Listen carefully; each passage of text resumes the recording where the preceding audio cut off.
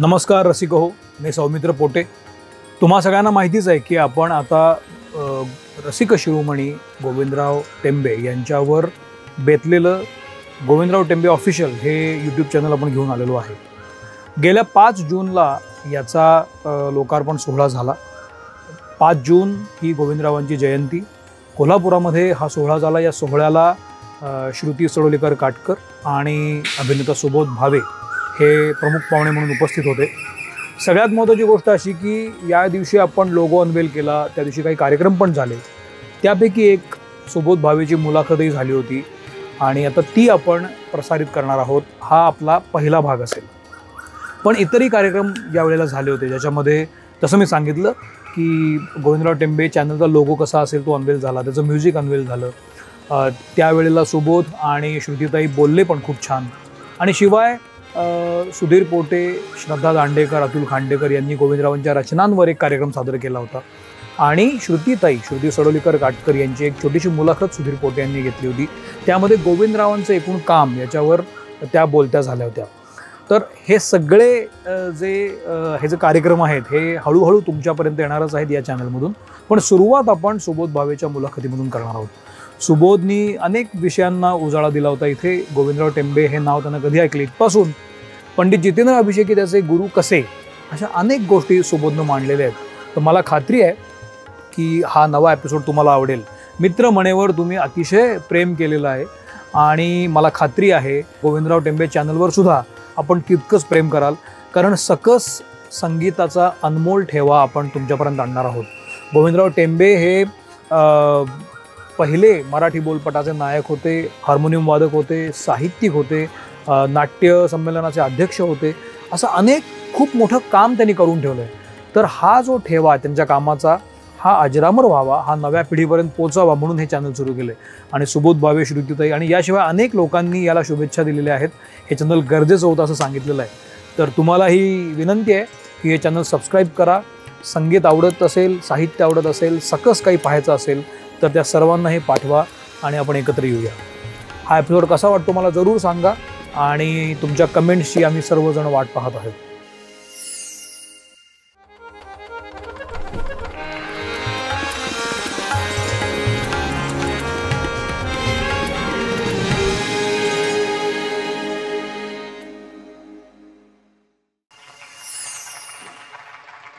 तुझं स्वागत.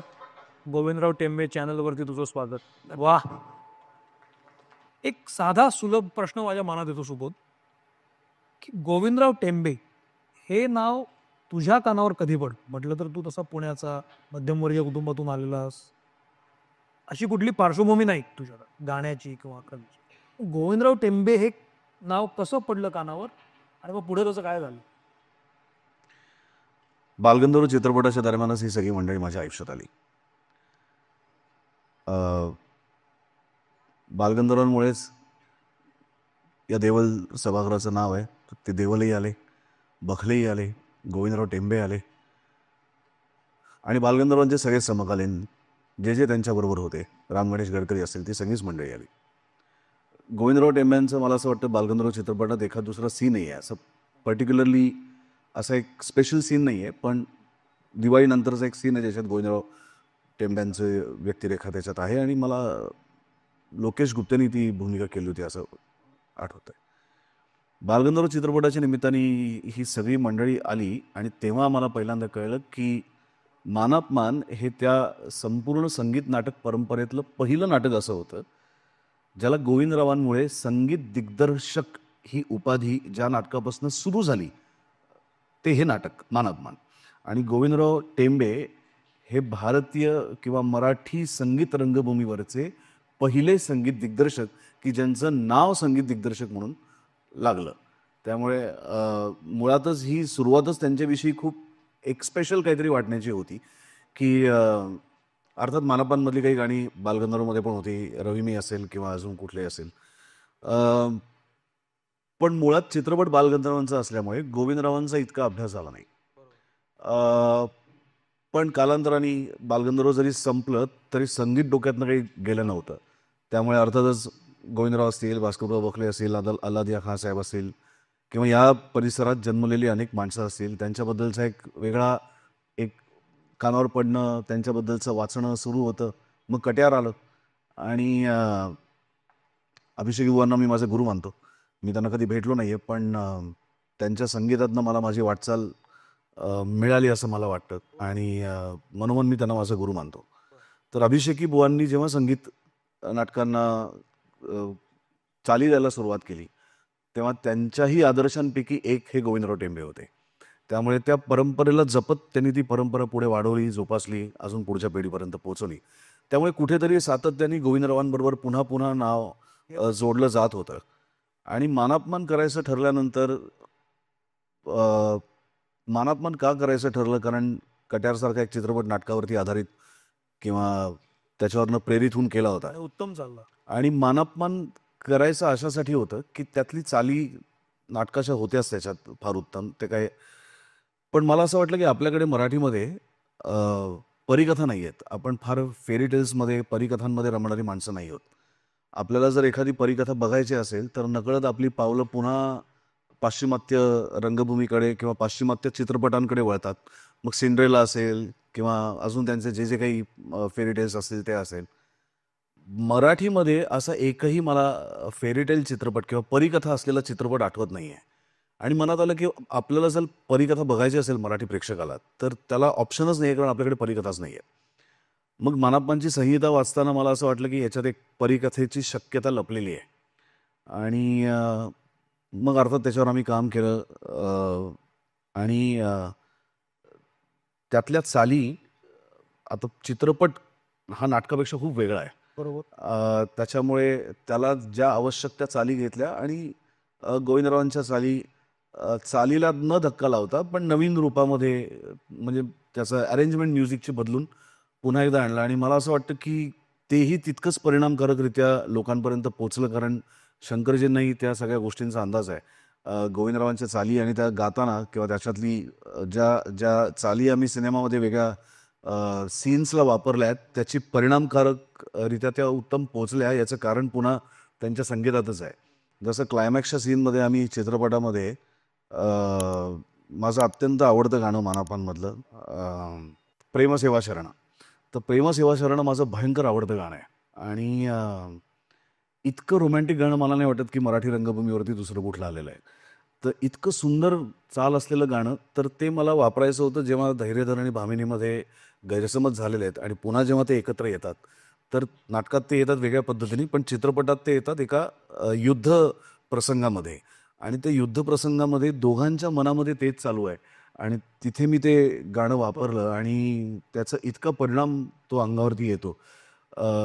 किंवा रवी मी सारखं गाणं आहे, तर त्याच्यातलं मी पूर्णपणे म्युझिक तबला पेटीवालं काढून टाकलं, कारण हे काही नाटक नाही, चित्रपट म्हणजे. आणि ते फक्त शांततेने मागे फक्त एक तानपुरा चालू असेल तसं ते वापरलं आहे. पण ते महाबळेश्वरचं जुनं शिवमंदिर, त्या शिवमंदिरात तो रात्रीचा प्रसंग जिथे पहिल्यांदा धैर्यधर आणि भामिनी एकमेकांना बघतात आणि तिथे तो रवी मी हे गाणं मी आणलं आहे. तर मला असं वाटतं की कथा जरी चित्रपटाची बदललेली असली तरीसुद्धा काही गाणी जी मूळ नाटकातली वापरलेली आहेत, त्या गाण्यांनी त्याला एक आपोआप उठाव मिळाला. प्राप्त होतो. कारण म्हणजे कधी कधी दुर्दैव वाटतं की का 100 वर्षापूर्वी गोविंदराव जन्माला आले, ते आत्ता का नाही आहेत. आत्ता असते तर कदाचित मराठी संगीत अजून खूप वेगळ्या पद्धतीने लोकांसमोर येऊ शकलं असतं. कारण कथेची समज, त्याला द्यायच्या रागांची समज आणि त्याचं कंपोजिशन, तर इतकं ते सुदिंग आहे सगळं. इतकं म्हणजे प्रासादिक हा शब्द वापरला तर खोटा ठरू नये. इतकं ते प्रासादिक आहे, इतकं ते पवित्र आहे की तो पवित्रपणा आता आमच्या मराठी चित्रपटाच्या संगीतांमधनं कुठेतरी हरवलाय असं वाटतं. आणि अशा वेळेस गोविंदरावांसारखे एक अतिशय उत्तम संगीतकार ज्यांना आम्ही आज मिस करतोय. त्यामुळे बालगंधर्वपासून सुरुवात झाली त्यांचं नाव आयुष्यात यायला, आणि ते यावर्षी मानापमान रिलीज झालं तेव्हा थांबलं असं म्हणणार नाही, एक टप्पा पूर्ण झाला. आता पुन्हा इथं जोडला गेला असतो. इथे परत जोडला गेला. असं तसं सोडणार नाही मी तुला. आता तरी मला तर 2 नाटकांची नावं ऐकवली ना, आता ती वाचायला लागतील. या सगळ्यामध्ये एक मला आता बोलताना वाटतं ना की सुबोधचा काम खूप तयार आहे.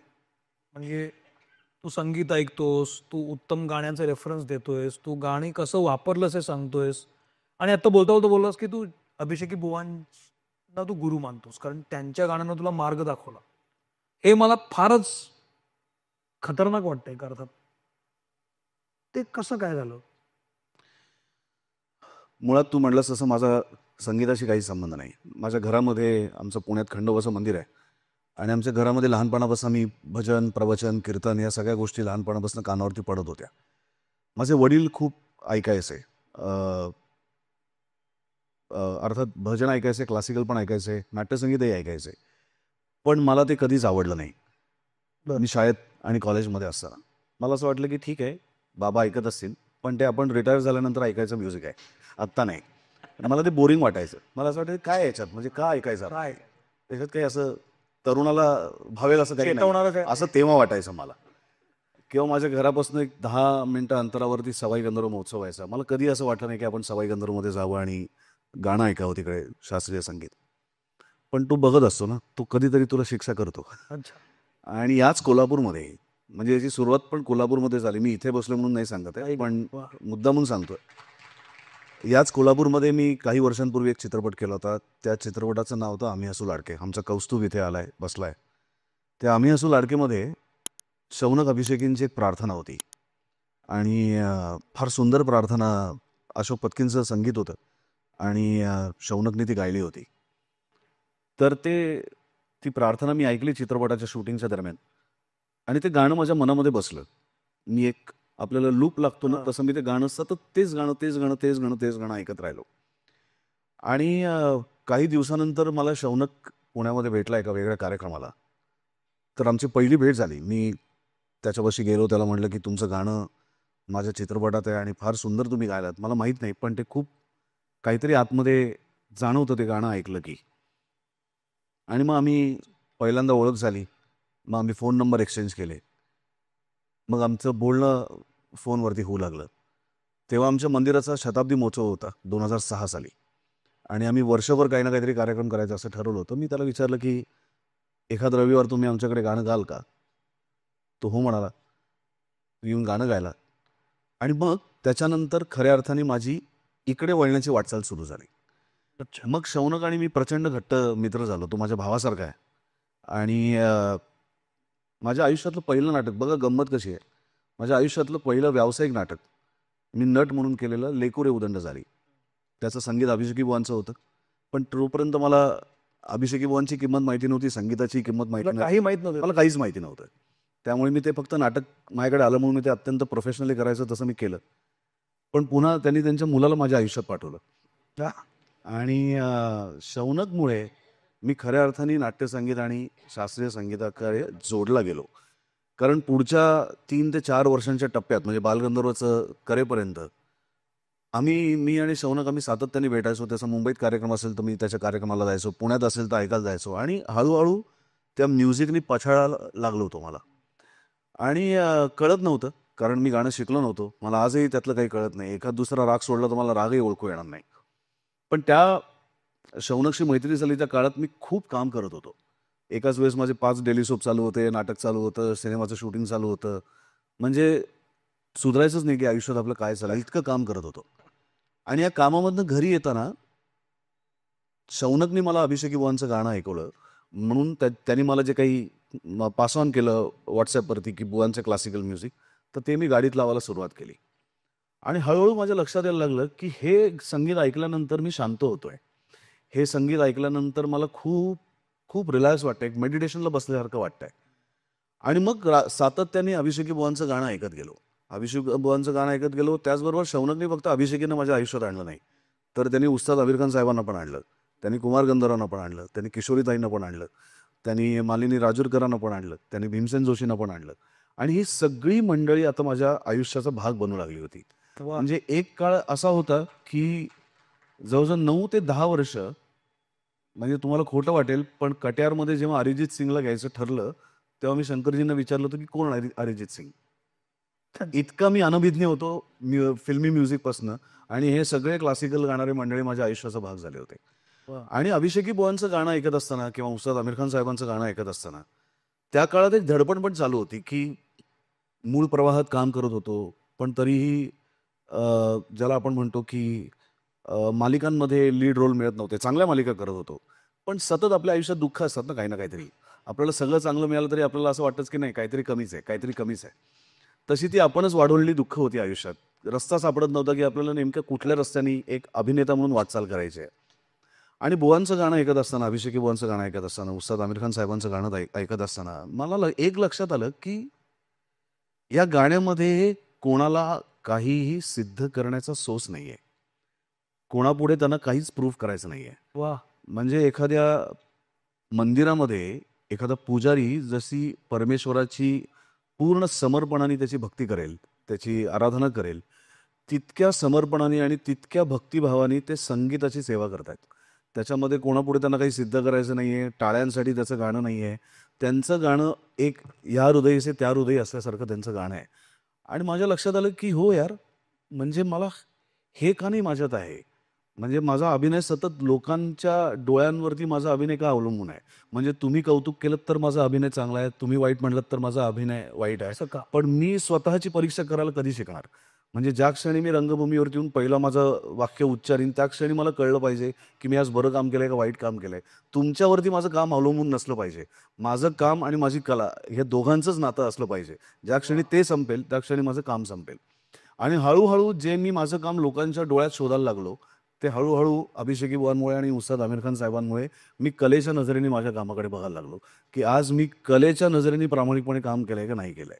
आणि हा जो माझ्यात मूलभूत फरक पडला हा मला असं वाटतं की पूर्णपणे बुवा आणि उस्ताद आमिर खान साहेब म्हणून मी त्यांना गुरु मानतो की एका लोकांपुढे माझा अभिनय बघा इथपासनं माझा अभिनय नाही बघितलं तरी चालेल कारण मी तुमच्यासाठी कामच करत नाही, मी माझ्या कलेसाठी काम करतोय.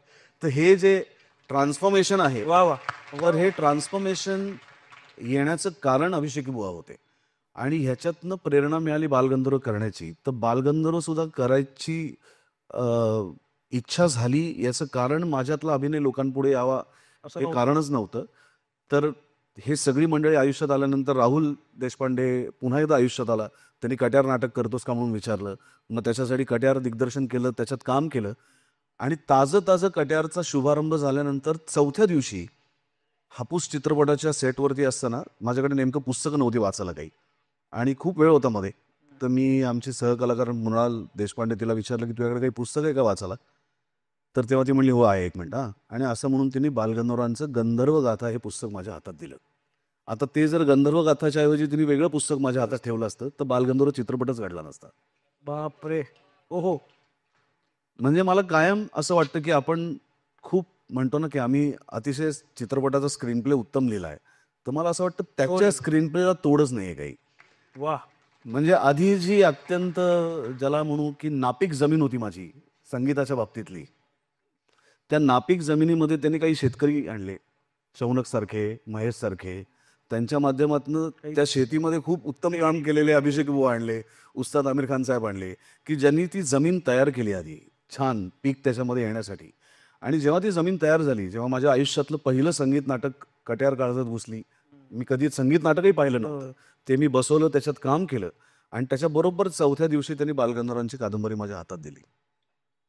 ती कादंबरी कदाचित शौनक आला नसता तर मी कादंबरी वाचली नसती. आता बालगंधर्व कोण वाचणार म्हणून मी ठेवून दिली असती. पण ह्या सगळ्या 5 वर्षामुळे अरे बालगंधर्व वाचलं पाहिजे म्हणून मी पहिलं पान उलटलं आणि ते अख्खीच्या अख्खी कादंबरी एका बैठकीत संपवली, खाली ठेवली आणि पहिला फोन शौनकला गेला. म्हणलं शौनक मी प्रचंड अस्वस्थ झालोय, मला यांच्यावरती काहीतरी करायचं आहे, तू आहेस ना माझ्याबरोबर. तो म्हणला मी आहे तुझ्याबरोबर. मग राहुलला फोन केला, महेशला फोन केला, म्हणलं तुम्ही आहात ना माझ्याबरोबर. आनंद भाटेला फोन केला, हो म्हणले आहोत आम्ही. आणि मग मलाही माहिती नव्हतं की मी त्याच्यात काम करणार आहे की नाही. माझी इच्छा होती की बालगंधर्वांवरती काहीतरी आयुष्यात व्हायला पाहिजे. आणि मग माझं एक मित्र आहे पुण्यातला, त्याला मी फोन केला, त्याला म्हटलं की तुझ्याकडे बालगंधर्व लिहिलेलं जे जे काही असेल ते सगळं माझ्याकडे पाठवून दे. मग त्याने एक मोठा गठ्ठा पाठवला माझ्याकडे एवढा. मग पुढचे 4 महिने फक्त बालगंधर्व वाचत होतो मी. जिथनं मिळेल तिथनं पुस्तकं घेऊन वाचत होतो, लोकांना भेटत होतो, त्यांच्याकडनं ऐकत होतो. अनेक आपल्या कलाकार मित्रांचा विचार करत होतो की याच्यातलं बालगंधर्व कोण करू शकेल. मग प्रसाद ओक डोक्यात आला, सुनील बर्वे डोक्यात आला. मग म्हणलं अरे मी पण अभिनेता आहे, मी स्वतःचा का नाही विचार करत आहे. पण म्हणलं आपण आधी आपली स्वतःची ऑडिशन घेतली पाहिजे. बरं तेव्हा निर्माताही नव्हता, दिग्दर्शकही नव्हता, कोणीच नव्हतं, मी एकटाच होतो. आपलीच बॅट आपलाच बॉल.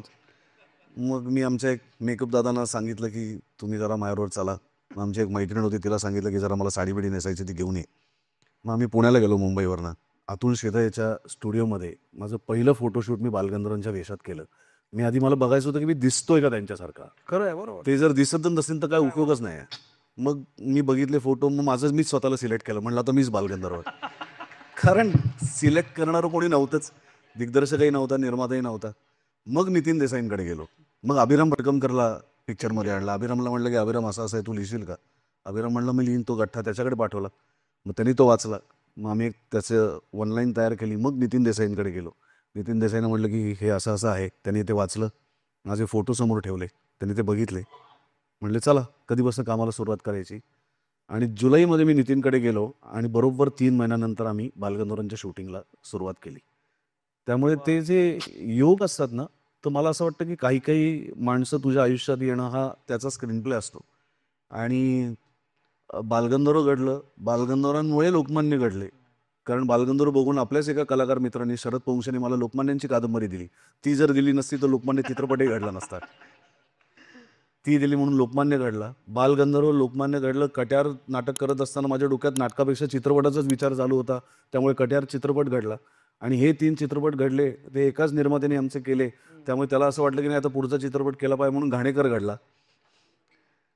आणि घाणेकर घडल्यानंतर आता शंकरजी मला म्हटलं की आता कुछ तो करना पडेगा अभी म्युझिकल हमको, म्हणून मानापमान घडला. वा. तर सुरू कोल्हापुरातल्या आम्ही असो लाडकेमधनं सुरू झालेला हा प्रवास वाया शौनक, अभिषेकी बुवा करत करत परत गोविंदराव टेंब्यांपासून थांबला. वा वा वा वा. त्या बालगंधर्व मधला तू जो स्त्री वेशातला जो तू आहेस, स्वतःच्याच प्रेमात पडला नाहीस ना? इतका देखणा दिसत होता, इतका गोड दिसत होतास तू. शूटिंगच्या पहिल्या दिवशी पडलो. पडला नाही, कारण मला कॅरेक्टरच मिळत नव्हतं. या सगळ्यामध्ये जे प्रोजेक्ट्स तू करत गेलास, आता ज्यांची नावं घेतलीस तू, बाकीचे सिनेमे करत आहेस, करतोसच आहेस तू. पण जसा जसा तू एक सिनेमा करत गेलास तसं तू खूप वेगळा ठरत गेलास एका अर्थानं. म्हणजे सुबोध भावेची सावली खूप मोठी व्हायला लागली असं मला दिसायला लागलं. पण या भूमिका ज्या तू करत गेलास त्यातून तुझ्यामध्ये काही फरक पडत गेला का? तुझ्यामध्ये काही अंतर्भाव त्याचा झाला का, त्यातल्या गुणांचा, त्यातल्या व्यक्तिरेखेचा, चांगल्या अर्थानं एक माणूस म्हणून? मला असं वाटतं की ही सगळी मंडळी आहेत ना, यांना आपण तेवढ्यापुरतंच जगू शकतो. त्यांचं आयुष्य पूर्णपणाने जगू शकत नाही. बालगंधर्वांचे चटके खाण्याची माझी ताकदच नाही आहे, किंवा लोकमानांचा देशासाठी असलेला प्रचंड त्याग मी करूच शकत नाही. घाणेकरांसारखा टोकाचा वेडसरपणा माझ्यात असूच शकत नाही, म्हणजे तर मी कामच नाही करू शकत. त्यामुळे ही 3 माणसं आहेत ती ज्याला आपण म्हणू ना पाऱ्यासारखी आहेत. तू जेवढं त्यांना पकडायला जाशील ना तेवढी ती तुझ्या हातातनं निसटून जातात. आणि सतीचं वाण आहे ते 2-2.5 तासाकरता ठीक आहे, ते आयुष्यभराकरता नाही झेपू शकत. लोकमान्य टिळक त्या काळातल्या लोकांना झेपले नाही, ते मला कुठनं झेपणार आहेत आयुष्यभर व्हायला. त्यामुळे ते पण या त्यांच्या भूमिकांमुळे काही काळाकरता का बघूया, पण त्यांचा सहवास मला लाभला. त्यांच्या वस्त्रांना मला स्पर्श करता आला. आणि त्यांनी कदाचित खऱ्या आयुष्यात ते बोललेही नसतील, पण त्यांच्या माध्यमातनं ती वाक्य मला किंवा त्यांच्या आत्म्याला मला स्पर्श करता आला. त्यांचं दर्शन मला झालं. मला असं वाटतं की हा आशीर्वाद आहे, अजून काय. मगाशी बोलता बोलता तू खूप चांगलं विधान केलंस की आपण अशा माणसांना साजरं केलं पाहिजे. साजरं केलं पाहिजे म्हणजे नेमकं काय करायला पाहिजे? आता कुठं कमी पडतोय आपण? मला आत्ताच तू हे सांगत होतास आणि आज गोविंदरावांची जयंती आहे, तर मला असं वाटतं की का नाही आपण दरवर्षी 5 जूनला गोविंदरावांचा वाढदिवस इथेच सेलिब्रेट करूया. आणि गरजेचं नाही आहे की गोविंदरावांचा वाढदिवस सेलिब्रेट करायचा म्हणजे येऊन प्रत्येकाने त्यांच्याबद्दलच्या आठवणी सांगायच्या आणि मग त्याच्यात लोकांच्या डोळ्यातनं अश्रू येणार. मला असं वाटतं की जिवंतपणे त्या माणसाला सेलिब्रेट करायचं असेल गोविंदरावांसारख्या, तर ज्याच्यासाठी ते जगले त्या संगीताची आराधना करूनच त्यांना सेलिब्रेट केलं पाहिजे, त्यांना साजरं केलं पाहिजे. तर आजच्या मुलांपर्यंत जर त्यांचं संगीत पोचवायचं असेल तर तो आपल्या परंपरेचा अट्टहास काही काळ बाजूला ठेवला पाहिजे आणि त्यांना सांगायला पाहिजे की ही गोविंदरावांची चाल, ही त्यांची गाणी. तू इथे येऊन जसं ते चर्चमध्ये वर्षानुवर्ष ते सगळी मुलं उभं राहून ते गातात ना, काय म्हणतात त्याला, कॉयर म्हणतात काहीतरी म्हणतात. तर तशी ती सगळी लहान मुलं जेव्हा इथे येऊन आजच्या पिढीची 1ली, 2री, 3री, 4थीतली मुलं, कॉलेजमधली मुलं जेव्हा गोविंदरावांची गाणी म्हणतील ना एकत्र येऊन, आणि तो जो सगळा माहोल क्रिएट होईल. आता श्रुतीताईंनी सांगितलं की राम रंगे रंगले, तर हे जेव्हा इथे 100 शाळेतली मुलं येऊन राम रंगीले म्हणतील तेव्हा तो जो बनेल ना, मला असं वाटतं हा वारसा तेव्हा पुढच्या पिढीपर्यंत गेला. आणि त्या 100 मुलांपैकी जेव्हा 6 लोकांना, 6 मुलांना असं वाटेल, त्यांच्या गाण्याला ती त्यांच्या कानाला कळेल की हे गाणं काहीतरी विलक्षण आहे, आणि जेव्हा ते ठरवतील ना की आपल्याला गाणं शिकायचं आहे किंवा आपल्याला ही गाणी अजून जास्त आत्मसात करायचे आहेत, आणि मग ते जेव्हा परंपरेचा शोध घेत इथपर्यंत पोचतील ना, तेव्हा ते खरं होईल. त्यामुळे साजरं करायचं म्हणजे फक्त चित्रपटाच्या माध्यमातून किंवा अशा माध्यमातून नाही, तर त्यांचं नाव जिवंत राहण्यासाठी जे जे आपल्याला करता येईल ते आपल्याला केलं पाहिजे. मला एक प्रकर्षानं गोष्ट जाणवती ती अशी की सुबोधला जेव्हा मी फोन केला या अशा सगळ्या कार्यक्रमाबद्दल, तेव्हा सुबोधने 1-2 दिवस घेतले माझ्याकडनं, कारण त्याचं काही शूटिंग ठरलं होतं, आणि मग नंतर त्यानं मला सांगितलं की मी येतोय, आणि तो आला. मी जेव्हा ठरवलं तेव्हा माझ्या डोक्यात तूच आलास की हे असा कोण अभिनेता असू शकतो की जो हे समजून घेईल किंवा हे या संदर्भात बोलू शकेल, ज्याला गोविंदराव टेंबे माहीत असू शकतात. एक असं का?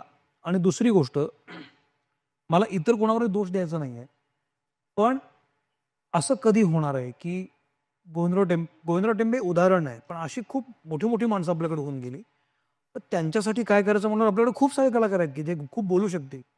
असं कधी होईल? काय करायला पाहिजे आत्ता आपण की त्यामुळे होऊ शकेल? आपल्या विशेषतः आपण चित्रपट, नाटक ही जी माध्यमं आहेत, जी जी जनमानसावर प्रभाव पडतात असं आपण म्हणतो. काय करायला पाहिजे असं वाटतं तुला?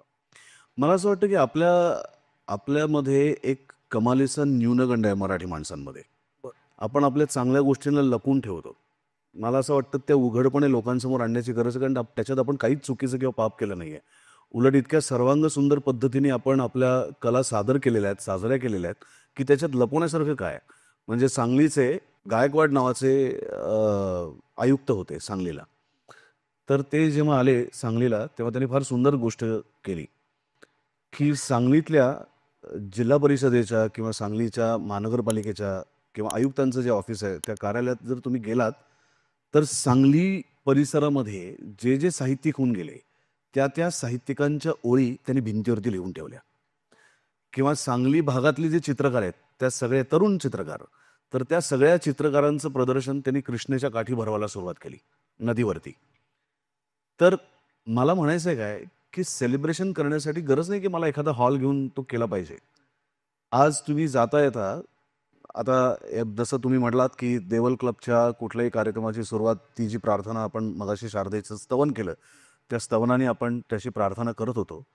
तर तसं आज आपल्याकडे दुर्दैवाने त्यांचं एखादं स्मारक नाही आहे, की ज्या स्मारकामध्ये जसं शेक्सपियरचं घर त्यांनी जतन करून ठेवलं आहे, किंवा कुठल्याही कलाकाराचं घर युरोपमध्ये किंवा त्या भागामध्ये ज्या प्रकारे जतन करून ठेवतात. मी का म्हणतो की आपल्याला किंमत नाही आहे आपल्या माणसांची, ती अशासाठी की का नाही गोविंदरावांचा इथला कोल्हापुरातला एखादा वाडा असेल किंवा त्यांचं राहतं घर असेल, तर का नाही तिथे आपण अशा प्रकारचं एक वातावरण तयार काय करू करू शकू, वा. की जिथे त्यांच्या पूर्ण जीवनाचा आलेख त्यांच्या कामासकट बघायला मिळेल. ज्यांना संगीत ऐकायचं त्यांच्या कानामध्ये ते देऊन वेगवेगळ्या भाषांमध्ये लोक ते बघू शकतील. इतक्या साध्या साध्या गोष्टी आहेत की आज जगभरात सगळीकडे होतात, आपणच ते करत नाही. आपल्याला काय आपल्या माणसांबद्दल एक कमीपणा वाटतो मला कळत नाही, पण आपल्याकडेच ते होत नाही. तर अशा कुठल्याही, आता इथे तुम्ही आलात, आता हे थिएटर रिकामं पडलेलं असेल किंवा कुठलंही थिएटर, आता हे आपलं दुर्दैवाने जळालेलं थिएटर असेल केशवराव भोसले, तर उभं राहील. पण इथे आल्यानंतर जेव्हा लोक बसलेले असतात नाटकाच्या सुरुवातीच्या आधी, तेव्हा का नाही कोल्हापुरातल्याच मोठ्या झालेल्या मंडळींची गाणी इथे लागत, किमान कानावर पडतील, किमान ती काही नाहीतरी ऐकली जातील.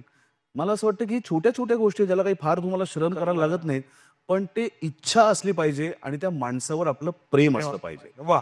आपलं प्रेम आपण व्यक्त करण्यात कमी पडतोय का? एखाद्या मुलीवरती माझं खूप प्रेम आहे, पण ते सांगितलंच नाही तर ते निघून जाईल दुसऱ्यावर लग्न करून. तर ते मला सांगायला पण पाहिजे ना की बाई माझं तुझ्यावर प्रेम आहे. खरं.